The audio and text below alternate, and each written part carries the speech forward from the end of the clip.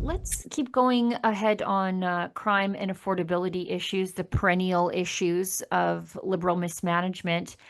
This poll today, it's in the National Post, more than half of Canadians no longer feel safe in their neighborhoods.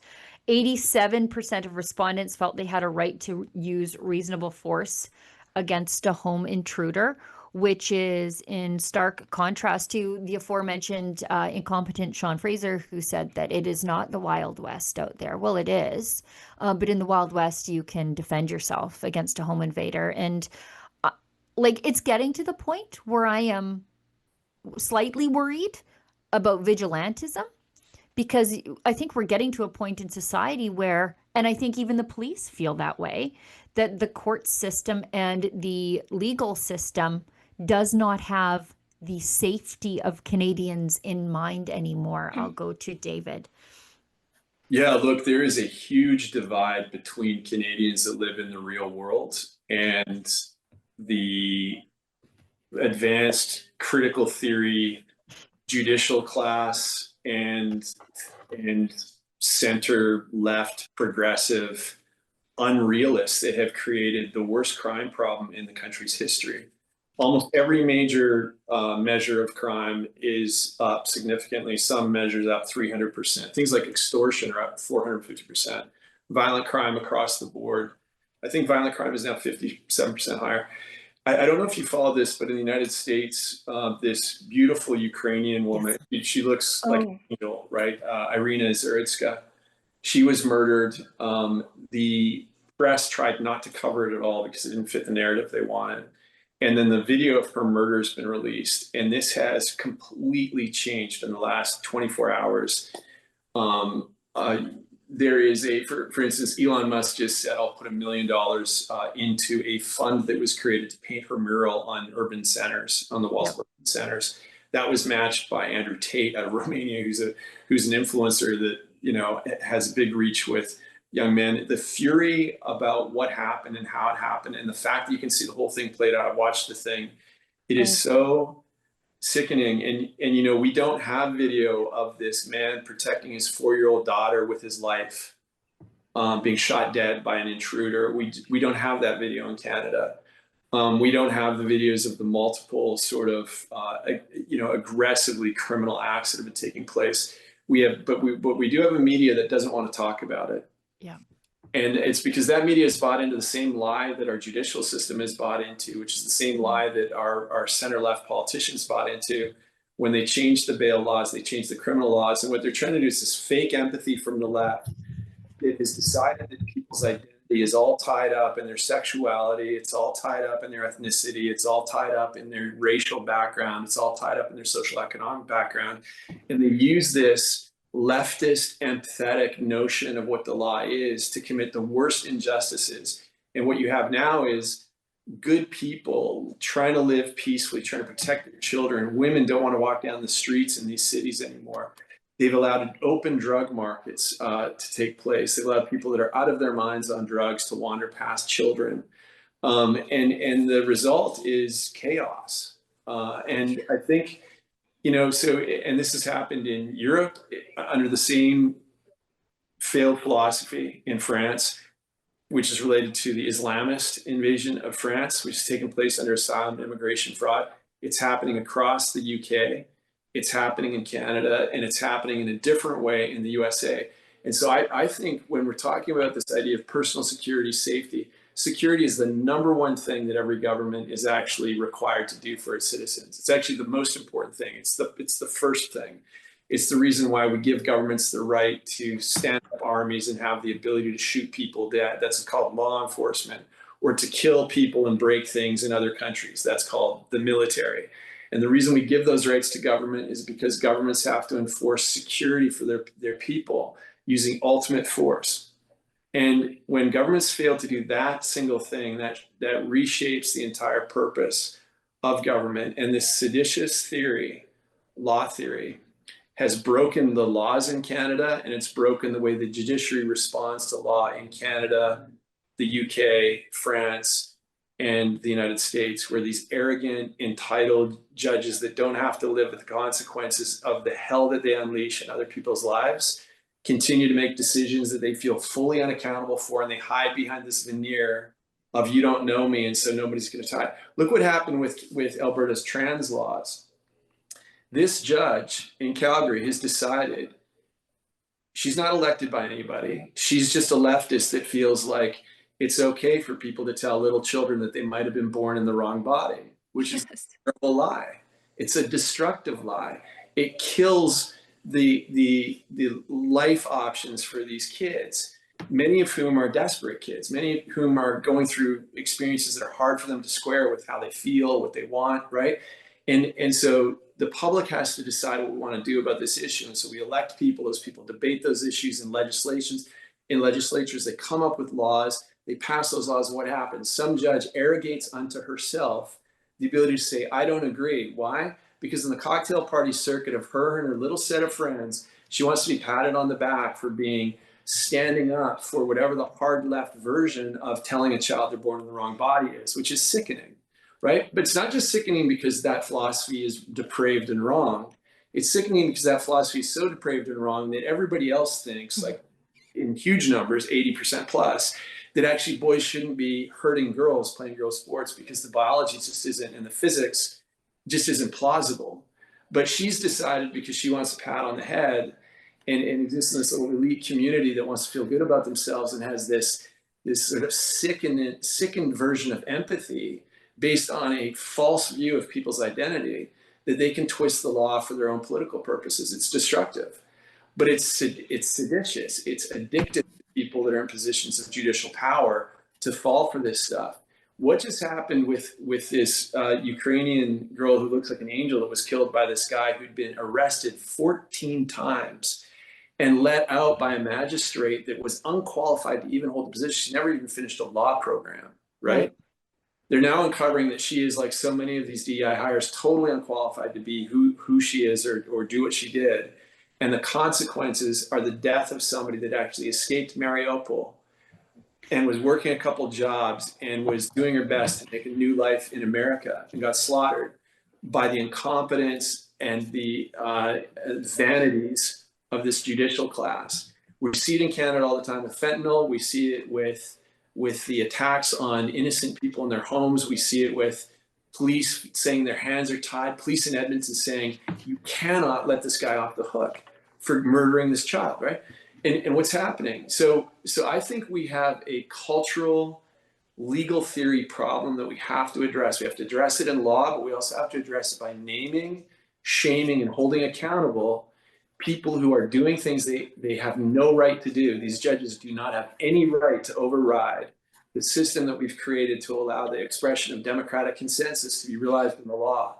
And when they do it for the purposes of stroking their own egos or their vanity, or stroking their pet liberal, legal, French critical schools that have a malign view of humanity, that needs to be challenged openly, directly, and they need to be forced to explain themselves.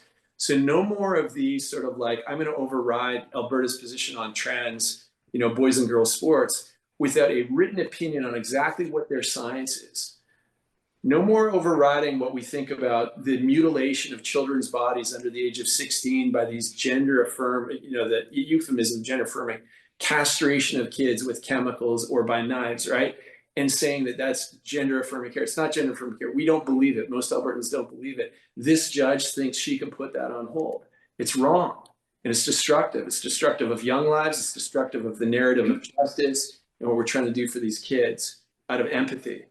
And so I think we have a fundamental problem that starts with the ideas that have infected the West in the critical legal school, starting law schools, but also being realized. And I think the outcomes, like so many things, you don't know how bad these ideas are until you see the carnage of what's happening with a girl like Irina, or like a guy being killed in front of his 4-year-old daughter he's trying to protect, or what's happened with 50% of Canadians saying the country that I pay taxes in, with the principal purpose of those taxes being make me and my family secure, is failing me. Half the country thinks they can't live where they live safely, right? When you see it breaking that badly, there has to be a comeuppance, and I can't wait.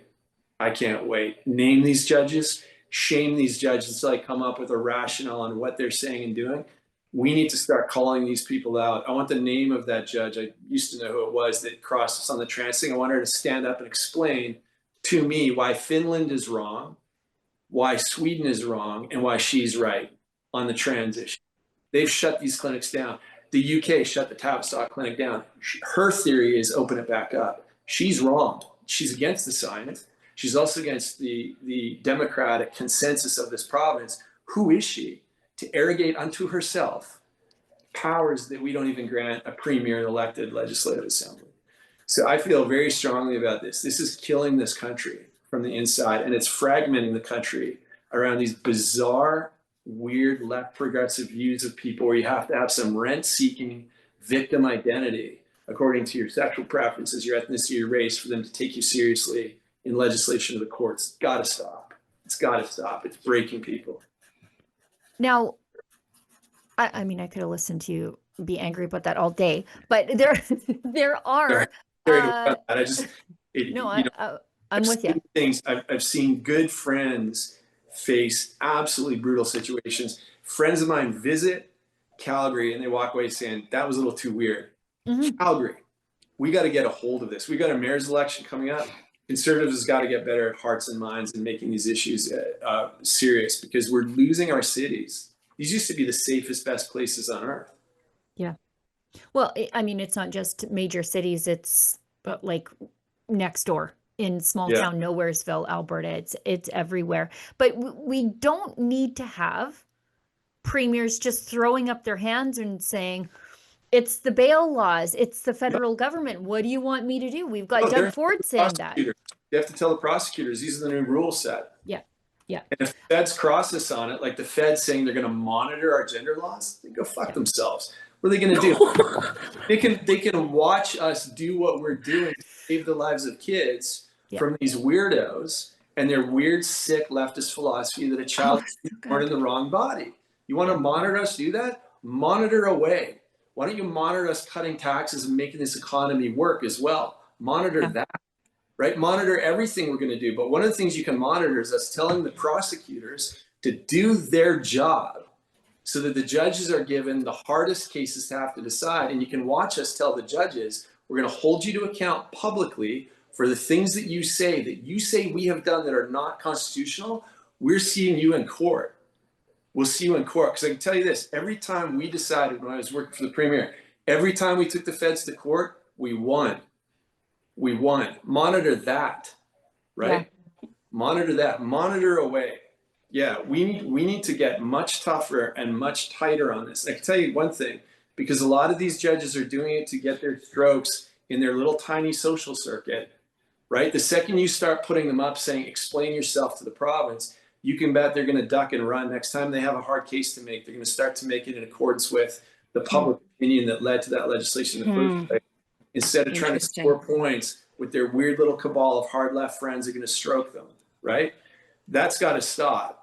And it's got to start with our political class growing some and holding people accountable for what they do. Yeah, I mean, when I saw the premier at the Canada Strong and Free networking conference, I asked her about, Doug Ford throws his hands up and says, crime is out of control, but what do you want me to do? Well, I hope you find the guy in charge for the last 7 years, Doug. But Daniel Smith said, look, we don't prosecute people in Alberta for the crime of defending themselves. We haven't really done it since 2019. We had the opportunity to do it in 2021 when somebody shot and killed an intruder in his home in Red Deer, and they just didn't, because it isn't in the public interest. And so there are ways that premiers can do something to make things a little bit better for the citizens while the feds continue to do nothing. I'm just going to go to Jeremy real quick and then Lise real quick, and then we'll hit a break and maybe you guys can stay with us. Sure. Okay, perfect. Go ahead, Jeremy. So we saw the premier speak at the Canada Strong and Free Networking Conference, and it was very clear how she stood on crime. She feels that there's a problem in this country. She feels that crime is a problem. And she's correct. In Alberta, we don't prosecute people for defending themselves. But as we saw in Ontario, Doug Ford only started caring about crime when a buddy of his got killed. Good point. You referred to him as a friend several times in the press conference. He was photographed with him several times the year prior. Several people in his staff called him a friend as well. Yeah. And we're seeing premiers across the country, including David Eby, finally get on board with things that conservatives have been saying for the past few years about crime and about bail reform. And there is a problem. It's clear. You know, we're seeing hundreds of people lining up today in St. Catharines to protest a trans child rapist who has a bail hearing today. And, you know, we're seeing Carney finally falling in line as well. Today, he announced the federal government's intent to do bail reform when Parliament gets back in September. But there is a clear issue. And it's nice, actually, I'll say, that everyone seems united on fighting crime in Canada. Except Sean Fraser. Except Sean Fraser, who said Except it's the not guy the whose list. job it is. Well, he's been quiet on it since that tweet. I think everyone sort of put him in his place on that. But we're seeing everyone united, and it's sad that it did take the death and rape of several individuals in high-profile cases to make it happen. Yeah. But it is finally happening, and we're seeing that swing. Lise, I know that you hate activist, unaccountable judges as much as I do, and you know that whether it's crime, letting these guys back out on no cash bail, or trying to override the will of the people of Saskatchewan and their elected government there by allowing these trans challenges to parents' rights legislation go forward. As much as I think some Canadians might find naming and shaming judges unpalatable and American, I'm all for it. Well, when you see the speed at which things get changed, especially as it pertains to the United States right now, in taking this approach, it makes it really palatable for Canada, because we saw, David, just like you were saying, with the trans legal challenges in Alberta, the federal government funded, how many of them, Sheila? Was it 8 of the interveners in the Saskatchewan parental rights case? Yeah, the reason the federal government is monitoring what's happening in provincial courts is because they're funding the activist interveners that then get to stand in front of a judge and plead their case. And what we saw in Saskatchewan was the judiciary overruling the legislature and trying to influence public policy, even though the notwithstanding clause was wielded, and even though it should have stopped it in its tracks. The judiciary is saying, oh, but we're just going to hear everybody's side of the story and then tell you what we think. What they're doing is lining up permission for crazy leftists in the future to point back at what they say today and say, well, look, it's all justified. It's all justified. This is so upside down.